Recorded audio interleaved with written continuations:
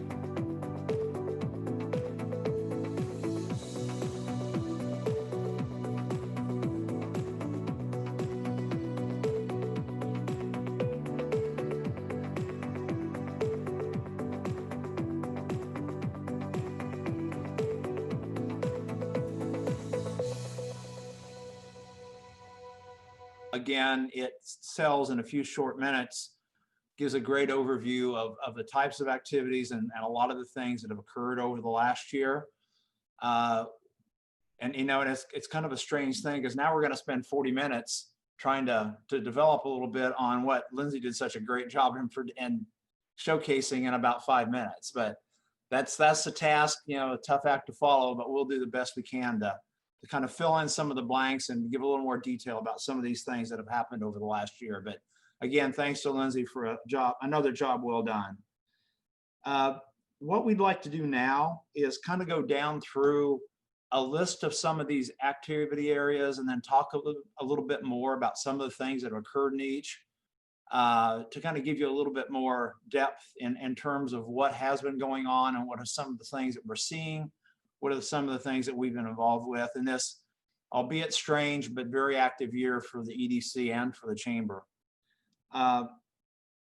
What I'm going to do first is talk a little bit about some of the business attraction activities that have happened, some of the successes, some of the things that many of you have heard about, either read in the paper or seen releases and information about, but it's been a very busy year. And first I want to mention that this year we track the number of leads and projects that we work, both the ones that we would consider to be attraction projects, recruitment projects, and then also some of the retention or more specifically expansion projects. And we had 50 plus this year, right at 50. And in the period of time I've been here, this is the 4th year, that's the strongest number that we've had, which is a little bit surprising considering the pandemic and the way that things shut down for a period of time, from March really through about the mid to late part of May. But then surprisingly, things really kicked into gear.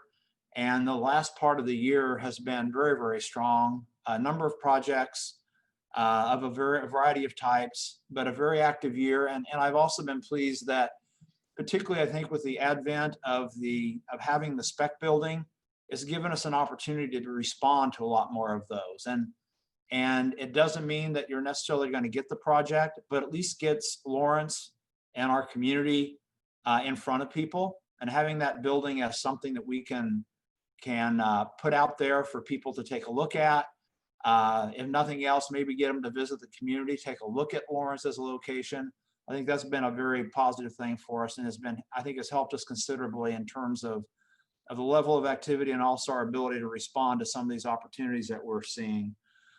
Just kind of a brief encapsulation of some of the projects. U.S. Engineering, which actually was a project that was begun and actually in many ways approved in 2019, kind of got sideways with the pandemic, was put on hiatus for about 90 days, but then re-engaged later in 2020.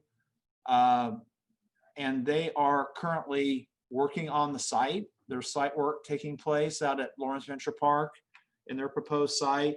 And this is going to be approximately 150,000 square building ultimately, beginning with probably in the neighborhood of 80 jobs, growing to potentially 140 or so at very strong wages. Projected wages are in the 70,000, 72,000 plus range. So very fine jobs for this community and any community for that matter. Modern Manufacturing, which is a company, they make rail related products. This particular facility is going to be involved primarily with signalization, but they bought an existing facility and some acreage in the Intech Business Park in Eudora, are rehabbing the building and should be in operation soon, and hiring people. They're anticipating probably employing in the neighborhood of 80 people, 78 to 80 people in the next few years. And with the initial building, they also bought some land. So they have some acreage to expand on, and I think are very hopeful that this will be a good opportunity for them to expand further as time goes on. So that's a good win for Eudora and for the county as a whole. And then Pretzels Inc., which has gotten a lot of splash, is going to be approximately a $90 million investment for the production, the making of pretzels, and also some other snack foods. Again, this is going to be at Lawrence Venture Park.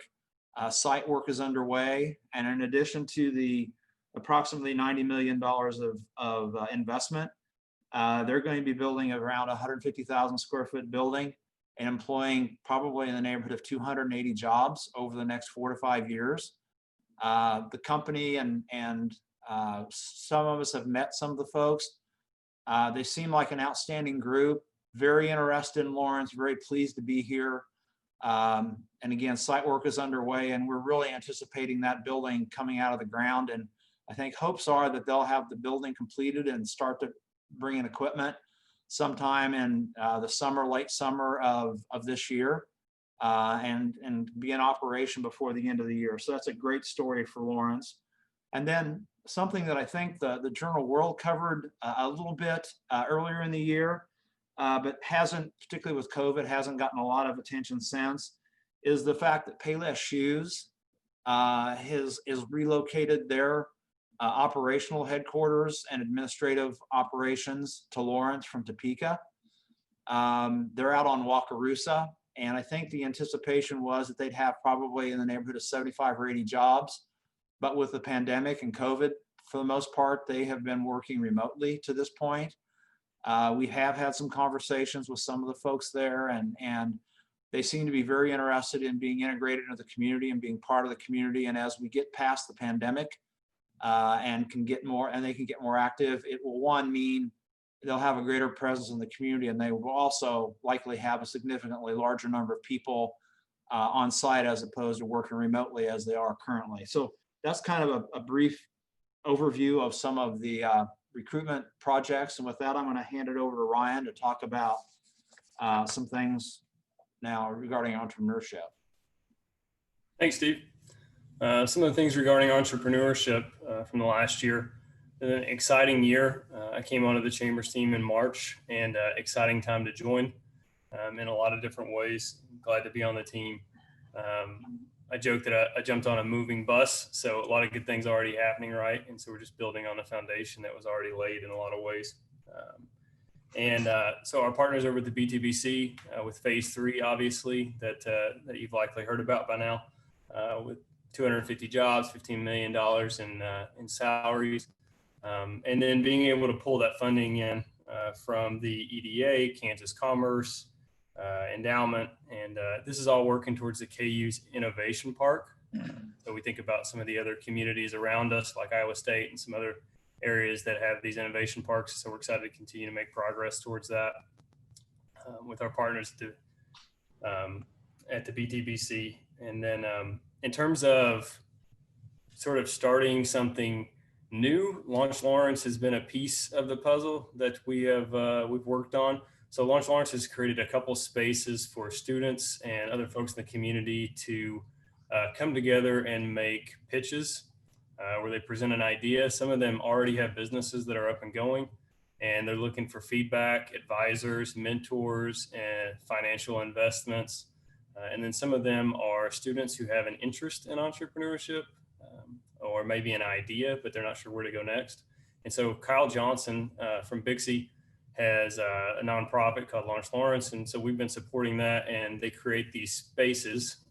We got 2 of them right now. One is a 30-minute session that starts as an opportunity for anyone who's interested in building a pitch deck. So to come and learn how to build a pitch deck from Kyle.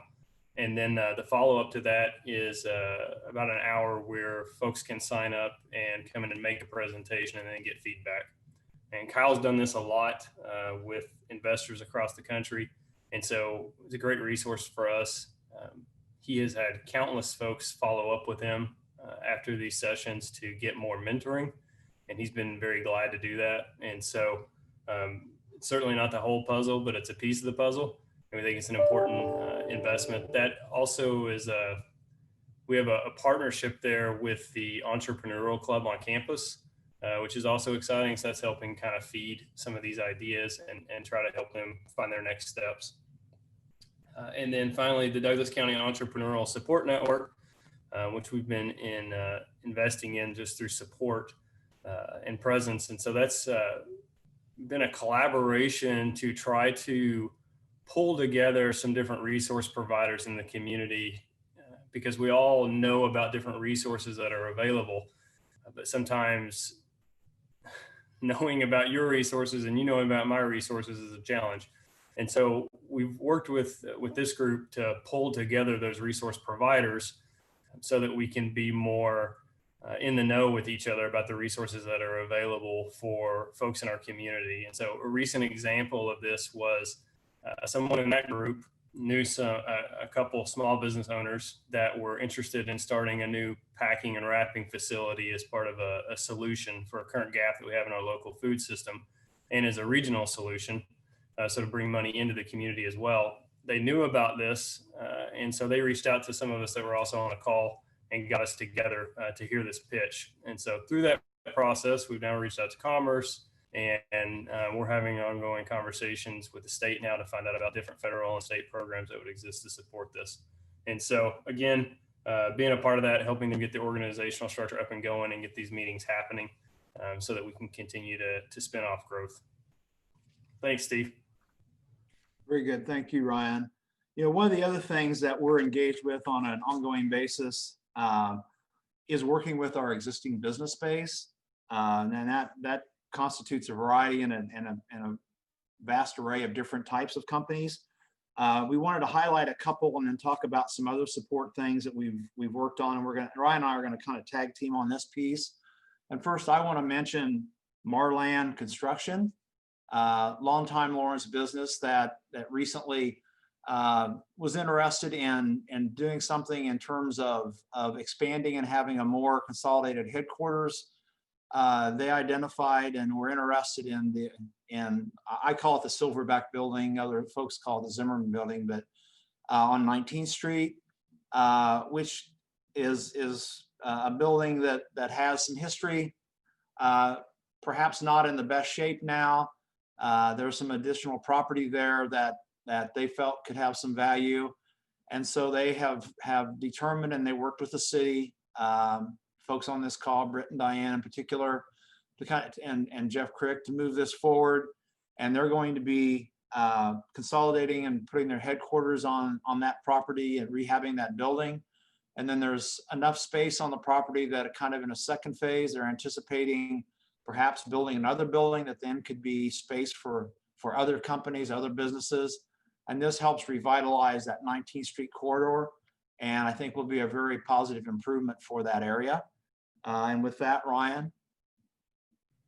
Thanks, Steve. Yeah, another company that we worked with this last year was Ziegler Glass, which had some expansion that it needed to step into. And so we were thankful to be able to keep them in our community and not lose them to an outlying community. And so they've got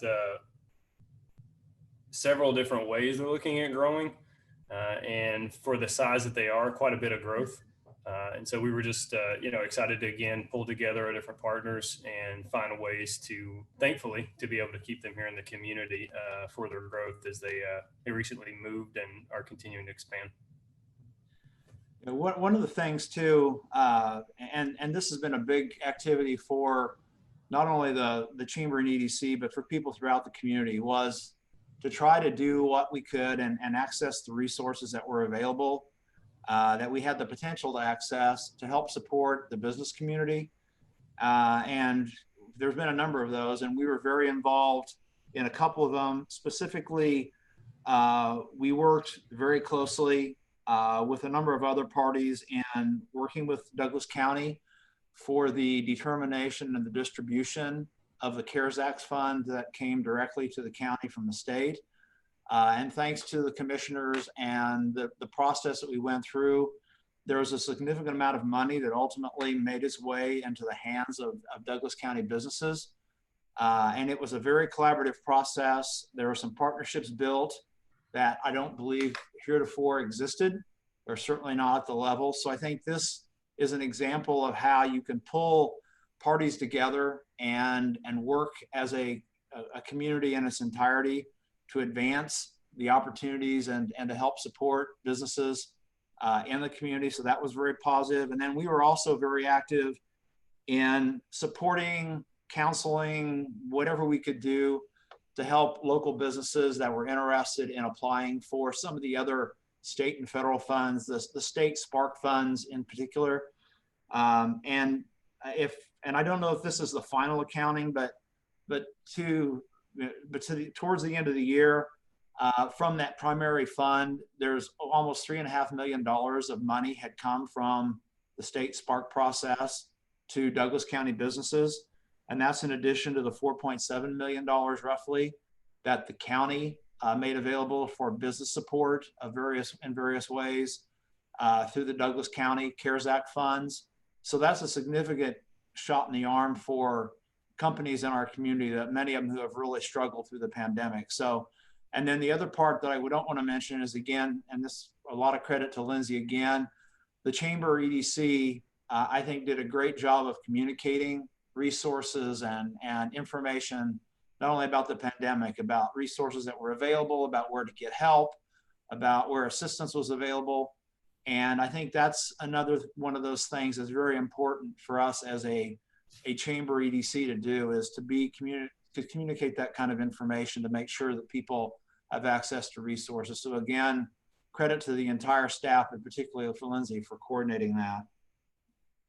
Yeah, and then Stephen, another thing we did was the COVID response surveys. So you may have seen a survey come out that was done by us. Thankfully, we had a good turnout on those. And so as much as we want to pay attention to national trends and even what's happening at state level, right, we always want to be attentive to what's happening in our local community. And so those two business surveys, COVID surveys that we did, gave us an opportunity just to lean in and give a voice with data to our local community and our local business owners. And we were thankful to be able to have the response that we were, and then to be able to compare and contrast that with what we were seeing on a state and national level as well.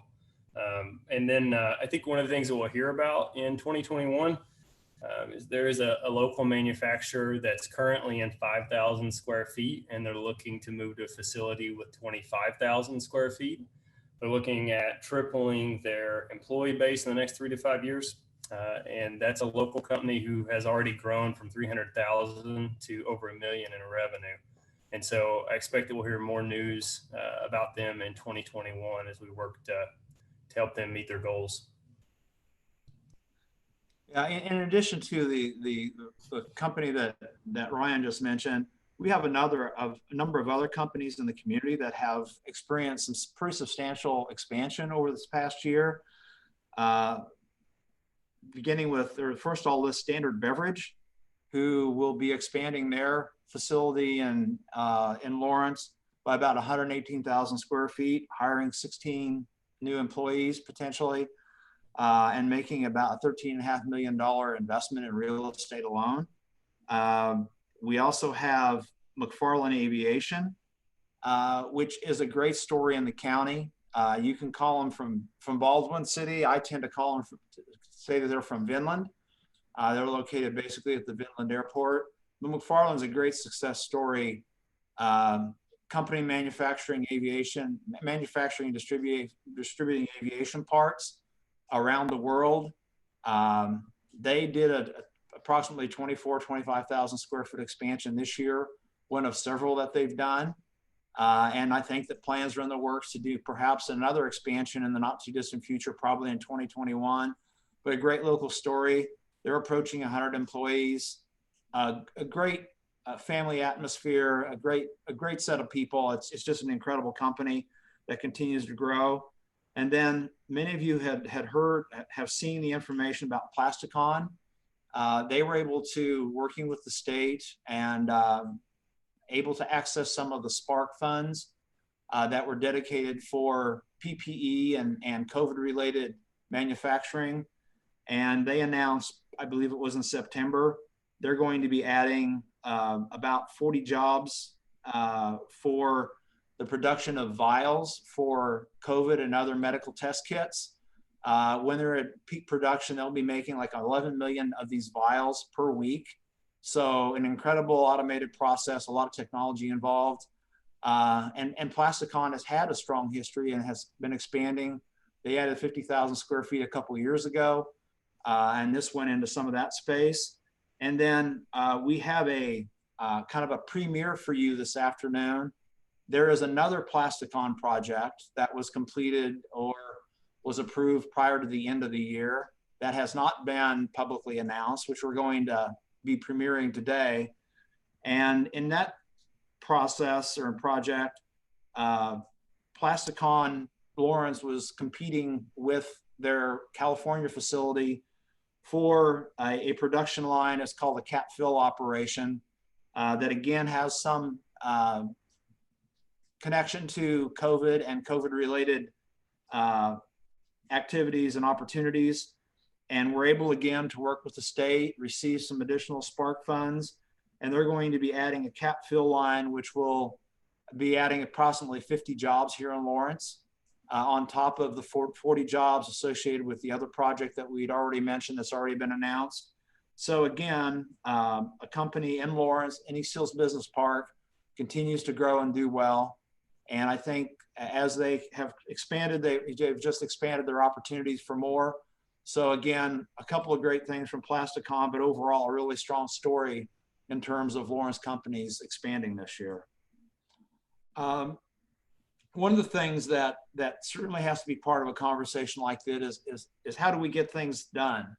You know, how does a small staff with limited resources, how are we able to work on projects and work with businesses throughout the community? And the key word, I think, for that, and you hear it all the time, is partnerships.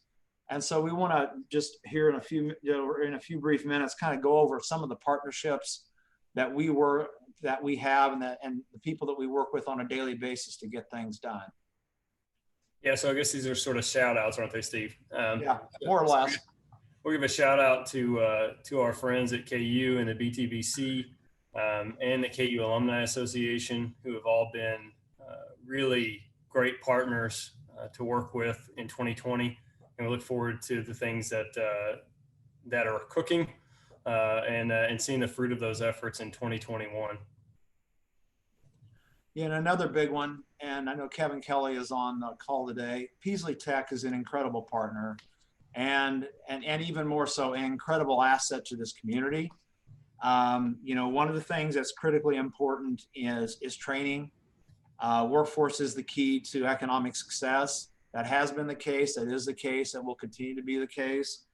And having KU, USD 497, Baker, and I think in particular, my shout out today is to Peasley Tech in what they do to train people and the way they collaborate and work across the various industries to help create a skilled workforce, to provide people with better opportunities for the future, but also to meet the needs of our employers who need quality employees, who need people that have the skills to be competitive in a competitive world. And I think that's been Peasley Tech, and what they've contributed to the community is incredible. And they're a great partner, and we work with them continuously. Yeah, also our friends at Commerce, and particularly the Network Kansas programs.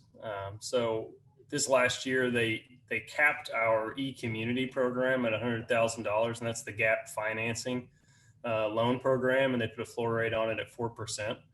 We're still using that program.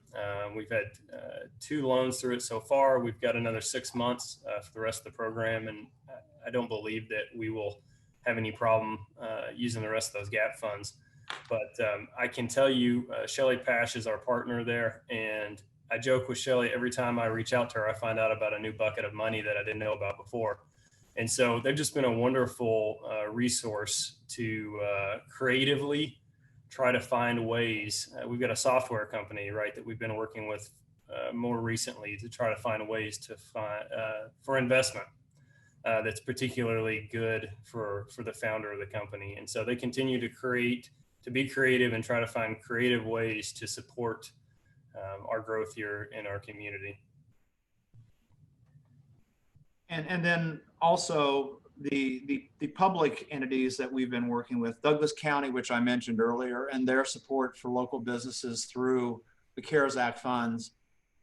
What they did was difficult. The demands were in the face of this pandemic were very, very high, but they did a great job of trying to make sure that there was support for various segments of the business community, which I think was very positive. If you look at how it was distributed in a lot of counties, there was none that was allocated for business. And so it's, I think, a testament to them that they felt it valuable and important to support local businesses. And they're also our partners in funding for the work, economic development work that we do. So valuable partner there. And then certainly the city of Lawrence, again, another financial partner and supporter of our efforts. And we partner with the city staff and representatives on a daily basis. There isn't a day goes by that we're not working with them on something. And so they're a very valuable partner. And one of the things that we've been involved with them, certainly they've been in the lead, is the development of the Economic Development Strategic Plan for Lawrence, the first ever strategic economic development plan for Lawrence. And we do have with us today Diane and Britt, Diane Stoddard and Britt Croncano, who are going to give you an update and talk a little bit about the Economic Development Strategic Plan and the significance of it and where it stands. So if you want to take it away, city reps, go for it. Thanks, Steve. This is Britt Croncano. If you don't mind, I'm going to start sharing a screen.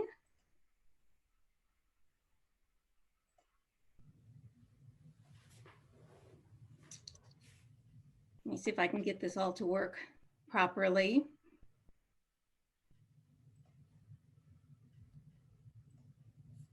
Okay, so I'm going to tell you a little bit about our Community Economic Development Strategic Plan. It's something that I'm extremely excited about. I think we've needed it for quite a long while. I'm going to give you an overview of kind of where we started, where we're at now, and what's next.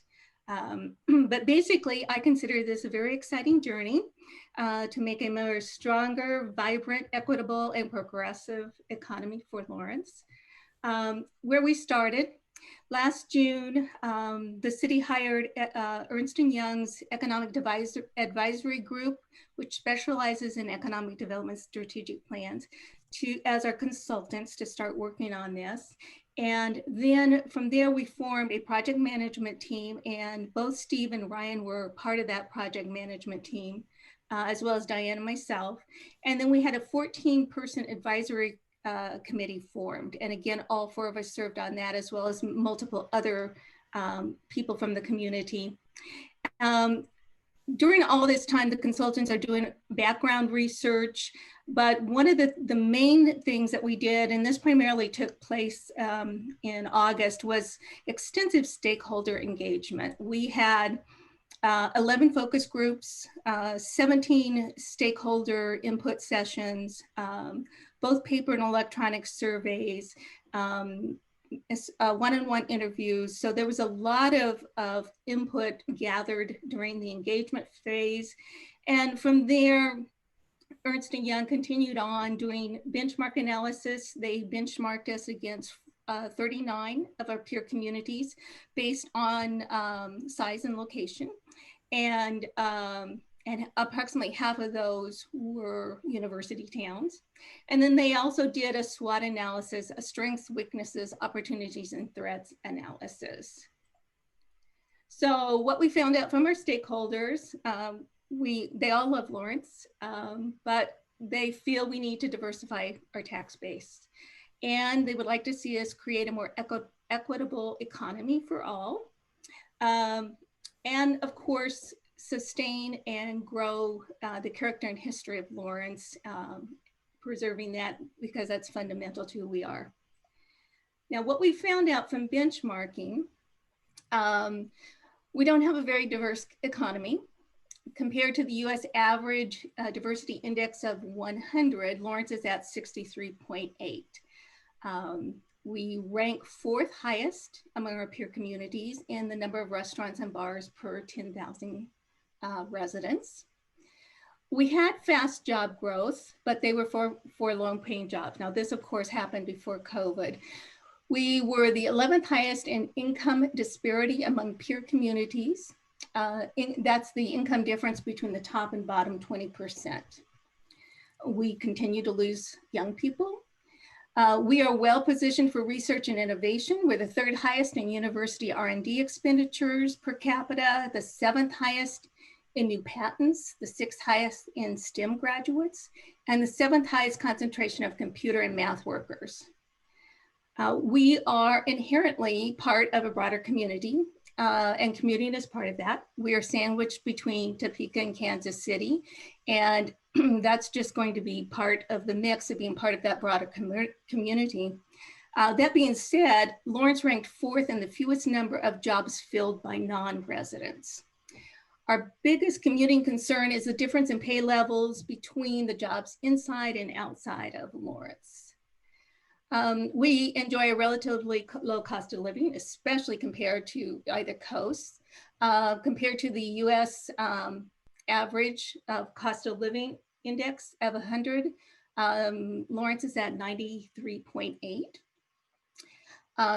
However, we have a substantial gap in what things cost and what people earn. For example, median home prices are 10% less than the national average, but median wages are 40% less than the national average.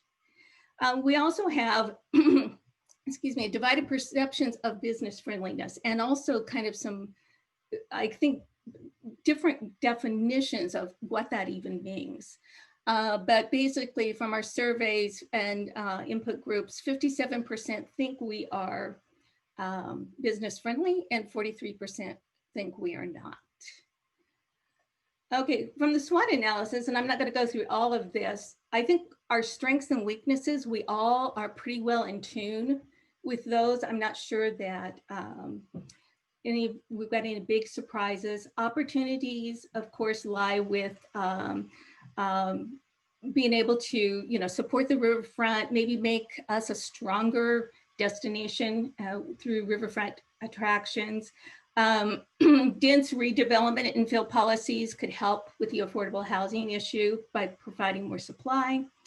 Again, we have the potential to be a major center for technological commercialization and new business creation. I think the KU Innovation Park is going to help a lot with that. And then in terms of ethnic disparities, again, if we just increase our business diversity and career opportunities, that should also help with that. Threats, chance that some of the businesses that were affected strongly by COVID won't fully recover.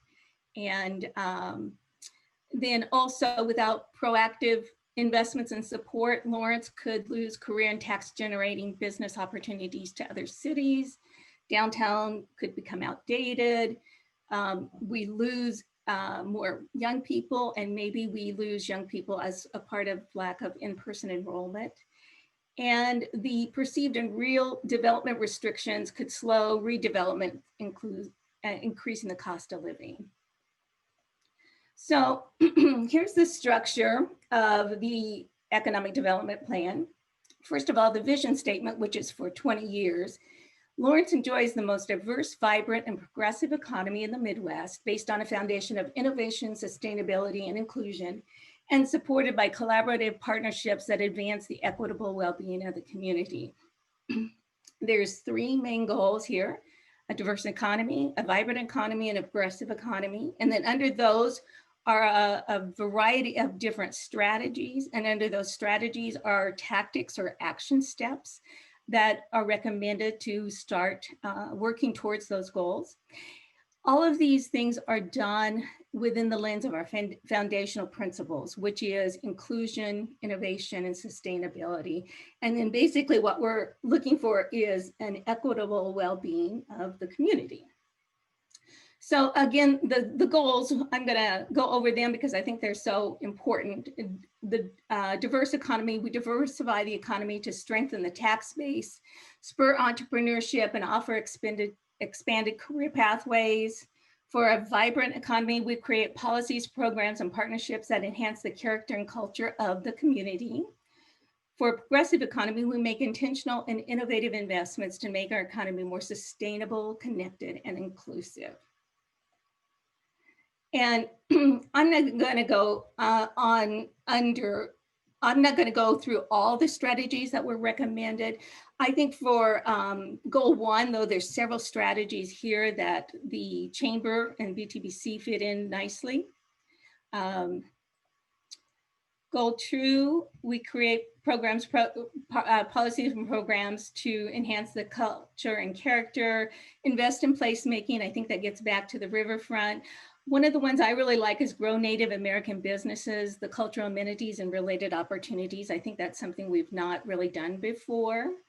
Grow our food system, connect our students to more opportunities through mentorships, internships, that's type of thing. Programs to recover the arts and entertainment community because of them being really hit hard with COVID. And the third goal about intentional and innovative investments, attract more private development partners based on community plan objectives, establish Lawrence as the most business-friendly community in the region,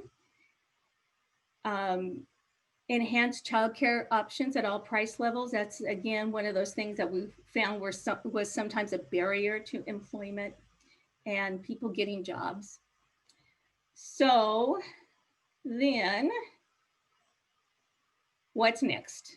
That brings us to where we are right now. Right now, we're working on aligning the recommended strategies that Ernst & Young came up with the city strategic plan. We need to establish an implementation committee and prioritize short-term strategies and tactics. The city strategic plan is for 3 years. And when I think short-term for an economic development plan, I think 5 years. But at some point, we've got to get together a committee and decide exactly what we think is feasible in the short term. Then we'll create a city branded final version and have the commission formally adopt it. We'll communicate the plan with the community. And then we get down to real work, which is forming our working groups to pursue tactics for these strategies. And finally, report on progress and metrics. So we've really just began this journey. I think the hard work really starts now. We started out really fast. But I think we needed to because of COVID. And so again, I've just kind of touched on a lot of these things in the strategic plan, but if you really want to go in and read the details, please visit our webpage, and we have the data, we have their recommendations, we have all the research information that they found on our website. And with that, I don't know if we have time for questions, but if not, I'll be happy to stay later also and answer those. Yeah, Britt, why don't we do that? Why don't we hold the questions until the question and answer period at the end of the overall meeting, and you can stick around and respond to anyone who has any questions on the strategic plan related activity. Okay, sounds good. But thank you very much. Very, very good. I think next on the agenda is Bonnie Lowe, the Chamber CEO, who wants to talk to those here about the funding of the organization and efforts going forward. So Bonnie. Great, thank you, Steve. And Britt, thanks so much for that analysis and under Craig's leadership at the city. This is something that was top of mind for him and pushed forward, I think, a little bit an aggressive timeline. And Britt and Diane and others really stepped forward to help accomplish that, to take care of perhaps other money that we'll see to support our businesses. So glad you're here today. Thanks so much. It's a pleasure being with you. As you can tell, there's such a great deal of work in the area of economic development and support of our businesses. Our success, as you've heard, is due to our partnership with the city, the county, KU, BTC, and others. Without this cooperative and collaborative spirit, these achievements certainly wouldn't be possible. As you remember, it seems like a few short years ago, we kicked off the Growing Forward campaign. This was a 5-year pledge commitment with the first year to be paid in 2017, and that'll wrap up in 2021, so this year already. Revenue is derived from the generous support of our EDC investors. So again, thank you so much. And we leverage those funds with the city and the county to compile about $625,000 in annual funds. Over these past 4 years, we've invested $2.1 million in direct expense for economic development efforts. That goes along with the staff time to implement those programs. We have stayed true to our commitment to you on where we would spend and utilize those funds. You've heard examples of business retention and expansion, workforce development, business recruitment and marketing, entrepreneurship and startups, which has really taken over a lot of our time and under Ryan's great leadership. And he'll celebrate his 1-year anniversary on March 17th. So happy anniversary soon to you, Ryan. And he's certainly been an asset to our organization, a big help to Steve in leading the economic development program. We also have funds for site and infrastructure, kind of rounds up what our commitment was to you with the Growing Forward campaign. And Lawrence Venture Park is, with the city's guidance and leadership, has certainly helped in that area. I wanted to mention, kind of as an aside today, the City Commission meeting tonight, they will be reading a proclamation announcing January 25th as Dale Willie Dale Day. Dale, of course, left us much too soon, but his legacy and footprint on our community will always be remembered. You probably know, have heard that the Peasley Auto Lab is being named in Dale's memory. And Kevin, thank you for everything you've done, Kevin Kelly, with in helping this kick off this program. If you'd like additional details, I'd be pleased to answer your questions. We'll have a Q&A here when I'm done, which will be in a minute, I promise. And we're always available to help. So as I mentioned, our Growing Forward campaign, the pledges are done in 2021. So where do we go from here? Well, you probably won't be surprised that there's another capital campaign that we've been working on. We solicited RFPs from around the nation, and we'll be interviewing 3 different companies. Probably next week is the hope, to determine what company can help. I know Joan Golden is on this call, and she and I think Sharon Spratt and maybe a couple other people helped with an internal capital campaign a few years ago. And to have something, a program like this, to be truly effective, a company is needed to help provide that guidance. So more on that, so stay tuned. I also just want to express my appreciation for our chamber team, our EDC board, our chamber board, and certainly the EDC investors. We thank you all for your support, your contribution, and challenging us to do better all the time. So it's a great pleasure to work with all of you.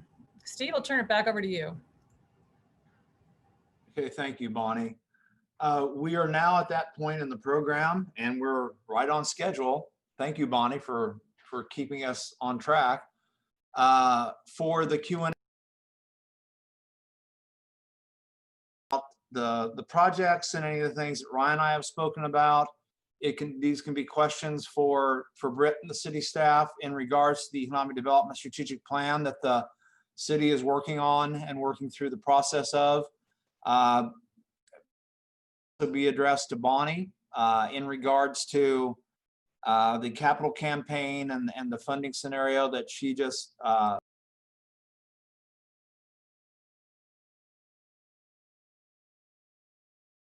opportunities that you see. This is really your opportunity to ask. Steve, you're cutting in and out on us. Sorry about that. This is really an opportunity for you to ask questions and see if there are some things that we should be hearing from your perspective in terms of things that you think are important, that maybe we should be more active on, etc. So the floor is yours. Just unmute and ask your questions, and we'll either provide a good answer or we'll defer to someone else, or we'll make something else and just sound convincing, whatever. Any questions from the audience? Steve, I'll jump in. First of all, I want to echo Bonnie's thanks to all of our wonderful partners on behalf of the EDC. And as the EDC board members who are on the call know, we have been talking about launching a new campaign here this year to get ready to continue our funding sources. It's sometimes hard for some of us to ask people for money, but it gets a whole lot easier when you have an awesome story to tell. And the presentation that I think we have all just seen today is an awesome story to tell. And the reason that much of that awesomeness is happening is because of the success of our past campaigns. And that should fill us all with enthusiasm and eagerness to go out and tell that story to the community again, and to get our businesses engaged and our community partners engaged. It was very notable to me, Brett, on your strategic plan for the city economic development plan, that some of the threats, that without continued strong investment, that Lawrence stands to lose career and tax generating businesses to other communities. And once we start losing those tax revenues, then the other threat was to see a degradation of public services and a continuation of an exit of young people because we don't have career opportunities. And to me, that speaks to the necessity and the importance and just the vital requirement that the campaign is successful. So Bonnie, I think that's wonderful news that you're going to do some interviews next week and hire a great partner with us to help succeed with this next round of campaign funding. Steve, Ryan, maybe I'll direct this question to you. While we are out there talking to our investors and encouraging their new pledges, a question that occasionally I have heard in the past that I'm sure you have a great answer for, when a business asks, why would I make a contribution to fund activity that brings new business to town, which then in turn might make it more difficult for me to attract employees? Well, I'll take a first crack at that, and then Ryan can probably provide the real answer, but I'll take the first crack at it. I think it's important, and that is a concern that companies sometimes have, and maybe it's a reasonable question that they would ask. But I think if you look at it from a larger perspective, from a more holistic perspective, you know, one of the things that's important for a community, I think particularly a community like Lawrence, especially where we're located, we're a metro in the shadow of two other metros. I think it's important for us to understand and realize that one of the big advantages that we potentially have is the attractiveness of Lawrence as a location to be. But I think it's also critically important for the community that we make the best utilization or leverage to our best ability this flow of talent, this river of talent that flows through this community as they come here to pursue education, whether it's KU, whether it's Haskell, whether it's Baker for that matter. These are bright young people. They're the future. And in any occupation, in any part of our economy, the talent is the critical piece.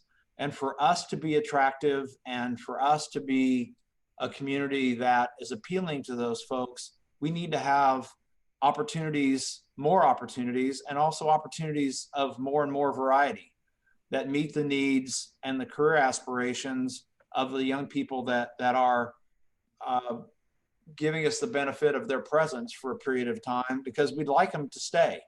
And we know that a lot of them will move on to other opportunities, and that's fine. But I think it's important for us to keep as many as we can initially. I think it's also important for us to provide the kinds of career and job opportunities that are appealing to people in the kind of environment from a living standpoint that Lawrence provides, so that perhaps some of these folks, once they've exited the university and they went off to the big city, realize what a quality place Lawrence is. I know there's a lot of alums that would like to come back, but they need opportunities that meet their interests and their skill levels. And so I think it's important for us across the full spectrum to continue to provide opportunities and look for companies that can enhance this community and provide opportunities and options for our folks who are looking for a quality career. Yeah, it's a great answer, Steve. I think the only thing I would add to that is that, you know, when we lose thousands of highly educated employees out of the market every day, right? And they take their discretionary spending with them. and that dramatically impacts our local businesses and where they spend their lunch dollars, where they fill up with gas, and a number of other things. And that has a direct impact on our local businesses, and we're not able to capitalize on that because they're not here. Yeah, and I think it's, and it's great for people to have those opportunities and to be able to go to Kansas City and Topeka, for instance, for opportunities. But I think it would be even better if we could give them more options so that they wouldn't have to make that decision, so that they had an option that was local. And so I think it's, again, important for us to continue to grow the base of businesses, and as Britt mentioned in her report, and to continue to diversify our business base so we can provide those kinds of opportunities that are appealing to these folks that we want to be our future. We want them to be our residents into the future. So I think it's important for a variety of reasons. That's great. I appreciate those answers, Steve and Ryan. And I maybe add one more that I'd be prepared to answer if that question comes up on any of the calls that I'm looking forward to doing, would be that the more business attraction and expansion of local businesses that we can achieve, this gets back to one of Brett's points on the economic development plan, the bigger our tax base will grow. And if we can continue to grow our tax base, particularly our commercial tax base, which is more than double the rate of the residential tax base as far as the math goes, the easier it will be for Lisa and any of the other city commissioners on this call to be able to hold the mill levy at a good number. And that then keeps everybody's property tax in check, which gives them maybe a little bit more profitability to be able to attract some of those employees that are being graduated. And we're certainly nowhere near providing the number of jobs on an annual basis as what does KU graduate? Somewhere 4,000 to 5,000 every year. And between you add Baker and Haskell and our high schools and Peasley, and we're not coming close to providing the number of jobs for all of those folks to be able to stay in our community. So I think there are some very good, solid, valid answers that we could luckily put together for some of the questions that people might have about the campaign. So thank you, gentlemen. Any other questions that anyone has today? Can you hear me okay? Yeah, go ahead, Kirsten. So thank you all again. This is great presentation and great data. And I kind of want to jump on the diversification of business opportunities to ask kind of a double-edged question here.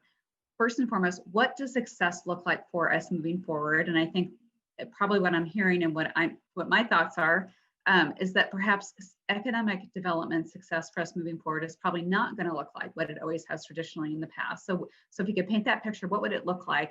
In addition to that, what kinds of businesses should we be out there recruiting to complement either our existing or growing economy, our existing business space? So I'll throw that out there to anyone who wants to answer it.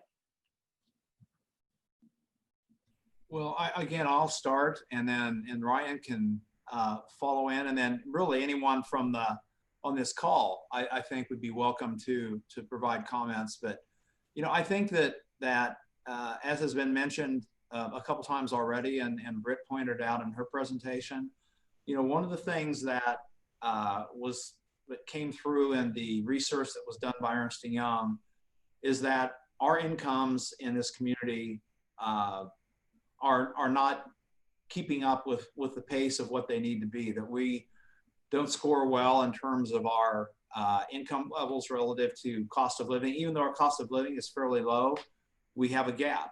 And so I think, what that would point to is jobs of higher skill, higher skill kinds of jobs, whether they're technology related jobs. I think the kinds of jobs that Ryan spoke about with the BTBC Phase 3, those are a great opportunity for this community. And I think, we should have some relative advantage compared to a lot of places because of the research and the technical capabilities that are associated with the university, and that should be something that should be a positive for us. I think that there is opportunities for some additional office development. We're not the big metro center, but I think particularly in light of COVID, I think there's probably some companies that have learned that you don't need to be in a high rise, in a 40-story high rise building in a metropolitan area, that there are certain opportunities that related to maybe smaller combinations and maybe more flexible combinations, which I think Lawrence, with our quality of life, with a great downtown, could be very appealing for. Ryan is working, and we're working on some things related to some software and technical kinds of opportunities where, Lawrence, again, because of the great quality of life and the amenities, a lot of them associated with location and being a university town, I think make us attractive. And we need to try to not exploit in a negative way, but try to leverage some of those things in a more positive way. And then we have seen, I think this here recently, that there are some real opportunities for us in manufacturing as well.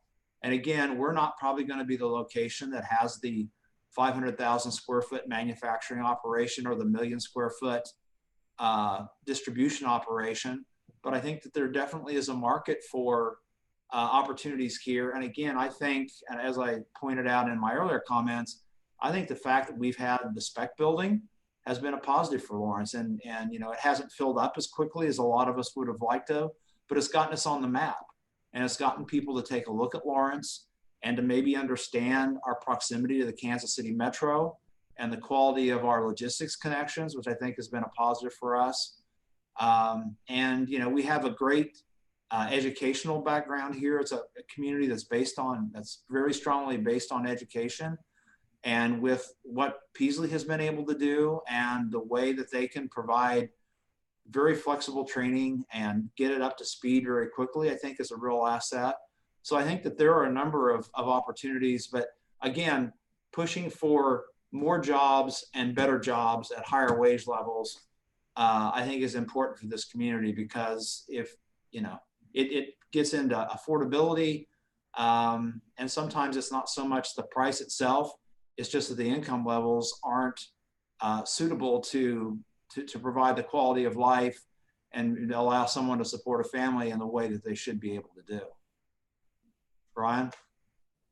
Yeah, I think that's great, Steve. I think probably the only thing I would mention is that, from an entrepreneurial perspective, if you looked at our community, you could probably tell that we have a real entrepreneurial spirit when it comes to restaurants, coffee shops, some retail, very touristy in nature. And those are fantastic. And we want to continue to spur those on and help support those and grow those. We need to look in a little bit and find out some of that ethos that's there and pick that up and move that into some other industries and create some momentum in those industries as well to help diversify our economy. And that's, I was on a call this morning with somebody that was telling me about their software company and the wages that they're paying. And it's exciting. And I'm working with a company right now, that is a graduate of KU and that has lived on both coasts and has moved back to Lawrence to do their software business here. And another exciting story, they've moved several people to Lawrence already. There was one person that was commuting out of Lawrence to Kansas City. They've hired them on. So that's one resident that was leaving that's now staying. So one resident, right? Not a ton. But it's part of that story of how are we creating jobs that pay wages that help people afford to live here and own a home. So I won't go on, but I think that's part of it, Kirsten. And I'm excited because with the partnerships that we have and the collaboration that's happening, I think we have a lot of momentum for that work going into 2021.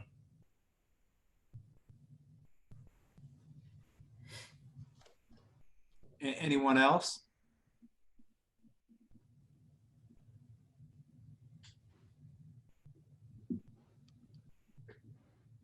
I would just add listening to your question, I think. So, trying to lean in and listen to some of these industries that aren't necessarily strongly represented right now and find out what are the obstacles that they're facing. So a little bit of a listening tour, I guess, privately with some of these entrepreneurs, so that, yeah, to better help understand that the challenges that they're facing on a regular basis as well. So. Yeah, and I think kind of to follow on to that, and just from a little bit different angle, I think it's important for us to probably do a better job of listening to the young people that are coming to this community, that are our future workforce, or we would like them to be our future workforce. What are some of the opportunities, the kinds of opportunities that they're interested in? What are the attractive things? And I think most of them, or a vast majority, would say that Lawrence is a very attractive community, great place, a great place to be, lots of things to do. But what are the employment opportunities? What are the career paths for them? Is this a place where you can do some of the things that maybe they would otherwise be attracted to, or migrate to another community because they see us lacking here? And one of the things too that we need to do a better job of, and we've been working on it, but it's an ongoing long-term thing, is I don't think that we've done enough to communicate the opportunities that are in Lawrence, and have the connections at the level and on an ongoing integrated basis with the student body, so that they are aware of some of the opportunities and the really cool companies that have started here, that are here. Because I think sometimes, and I've told this story before, so if you've heard it, just pretend and be polite. When you're in college, or at least when I was in college, I didn't know much about the businesses in the community where I went to school. I knew where you got groceries. I knew where you could buy beer. I knew where cheap gas was. And that was about the extent of it. And I don't think, even though people are much more savvy and much more technologically capable, and you can find things a lot easier than you could probably in that day, I don't know that it's probably a lot different. I think probably a lot of people don't really think about Lawrence businesses and what the stories are. And so I think we need to do a better job of exposing students to Lawrence businesses. And the counter to that, I think we need to do a better job of exploring of connecting Lawrence businesses to students and to the young people that come to this community. And again, a lot of those students are going to move on. That's part of the growth and maturation process that everyone goes through. But I think if we do a better job, there'll be more that stay, and there'll also be more that we have an opportunity to maybe attract back at some point in the future, when they get to that stage of their life where they're looking for a good place to live, and where there's the quality of life and a great community of support and caring. So kind of the inverse of some of what Ryan had said. I have a follow-up comment here. Thank you both for saying that. I know that in my day job as a commercial real estate agent, I lean heavily on the chamber, especially our economic development leadership, to explore opportunities for local businesses, especially to figure out inroads to expand. Because I know I deal with a lot of companies that are saying, if I can't stay here, I want to stay here. What other opportunities are there? And that's the last thing I want to hear. So I always want to think about, how can we connect each other to figure out some opportunities?